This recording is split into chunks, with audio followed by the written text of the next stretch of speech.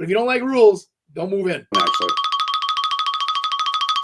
Oh, they can't have blue trampoline covers. They got to be green or black.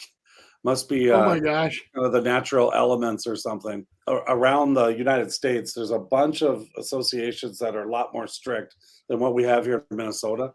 And a lot of them we're used to like townhomes having all the association rules, but there's bigger communities like in other places that have some really interesting things, gated communities and all that. From the neighborhood I grew up in, you couldn't have an air conditioner that hung outside of your window. Couldn't have window AC, not a big deal.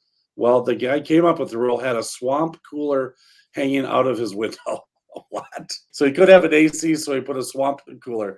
There's always those kinds, Andy, that'll fight the rules. And well, I'm going to guess that was a townhouse development, and that is a rule. A lot of townhouse developments because they want everybody to have central AC, so they don't have a bunch of units hanging out of the buildings. But not in a single-family home development. I've never come across that one. Here's one that they want a $10 fee for overnight guests with an extra $5 if the person has to use their parking. Make sure to read the rules before you move in, right, guys? It could be a rule. It could be enforceable too. Neighborhood only gets 2 garage sales per year. The neighborhood, okay? And there's a dress code for certain neighborhood activities. So that means that if there's any garage sale, birthday party at the park, swimming pool guests, and residents have to adhere to a certain attire. For garage sales, you have to wear polos and khaki. You can't share towels at the swimming pool. Must remove any holiday decorations after 3 days. That's pretty common. They want that stuff off. Can't use a different colored light bulb unless instructed by the HOA. It's kind of funny. How about around here, Andy? Do you see any weird ones that you've seen? I'm going to guess these are townhouse developments because with lighting and whatever, most cities have rules with, holiday lights and whatever and wattages. And nobody ever exceeds them, so nobody ever complains and probably gets turned in. But on a housing development, like a townhouse development, I've seen where they say, okay, during the holidays, you can only have, green bases on the trees and red up in the tops. They want the development to look uniform if you choose to put up your holiday lights. I've seen that. I haven't seen where somebody tells you changing the light bulbs on the front of your house to a different color. Like, I do that during the holiday season too, where I'll do green and red bulbs. It's kind of cool. Lights up my porch, and then we have a fill up snowman that fills up and it lights him, it's cool. Well, I think it's cool. Maybe it's stupid, but I think it's cool. I've seen a lot where people in homeowners associations, they all look the same. If you're in a townhouse association, what happens is do your door in a different color to kind of give yourself your own personality. They can stop that dead in the tracks. It might be, I remember my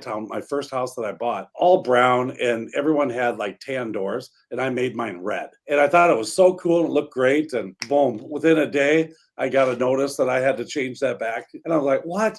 I wanted to kind of try to just make it my own. My first place, after a week, I was already in trouble. It makes a lot of sense, though. That's why you hear that term Rooney red. That's why. What people are trying to do with the homeowner association, keep the value of all the homes the same, in that they don't want other people in which to be able to hurt it. So bringing in campers and changing your front door and putting, pink and blue and purple light bulbs out front, it just doesn't, it's not cohesive, and they just don't allow it. And it's really to protect your investment. Well, and the other one was with that guests have to pay a fee. That's so that you don't have multi-tenants, like where 3 couples living in one townhouse and they all have, cars in the driveway and cars in the parking spaces. And it's really not zoned for that. So I understand that too. I hate to say it, but it's something that I think most people won't enforce until they have to. And they write those laws for the one, person that broke the rules and made everybody miserable and had the old ugly RV parked outside of his place. And there was a guy living in it for 6 months and they couldn't get him to move. And the rules didn't say he couldn't be there. So then they had to write a rule saying it's a $10 a day fine. And then they could enforce that and lenient. The funny part about associations, though, at least in Minnesota, I don't know about everywhere else, but they have the same status as a first mortgage position on your deed. So they can enforce those rules. And let's say you don't pay your association dues and you don't pay your fines, stacks up, and you have an interest clause in there. We had one in a neighborhood that we were selling a house in where the association dues had never been paid in 13 years. And they collected all their dues plus interest, or they would not clear the title. It was a big windfall. It was over $14,000 by the time the thing got paid in full. And, so you think you're getting away with it, but you really should be careful, buyer beware. What is it, caveat emptor or whatever it is? When you're coming into an association controlled environment, just read the rules, make sure you're cool with it. That's why they give you a 10-day right of rescission. And then if you're good with it, move in and enjoy it and live within the rules, the comfort of the rules. But if you don't like rules, don't move in.